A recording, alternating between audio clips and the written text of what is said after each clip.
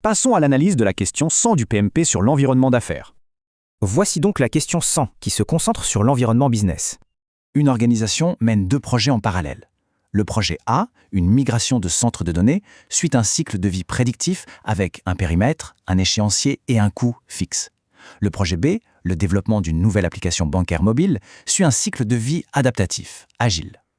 À mi-parcours, une nouvelle réglementation sur la cybersécurité est annoncée, imposant des changements significatifs au protocole de traitement des données pour les deux systèmes.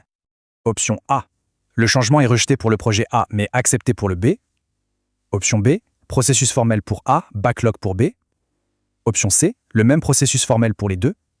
Et D. Le backlog pour les deux. Alors, le cœur du problème, c'est ce changement obligatoire qui débarque dans deux projets totalement opposés. D'un côté, le projet A, tout en contrôle et fixité. De l'autre, le projet B, conçu pour s'adapter. Et attention, le mot-clé, c'est réglementation. Ça veut dire que la conformité est absolument non négociable. Bon, voyons l'option A. Peut-on vraiment rejeter le changement pour le projet A? Non, c'est impossible. Un changement réglementaire, c'est obligatoire. On ne peut pas le rejeter. Point final. Et l'option C. On impose le même processus formel de type CCB aux deux projets. Ça ne marche pas non plus. Forcer un processus unique, c'est nier la nature même de chaque projet. Alors, l'option D? Et si on passait tout par le backlog, comme on agit?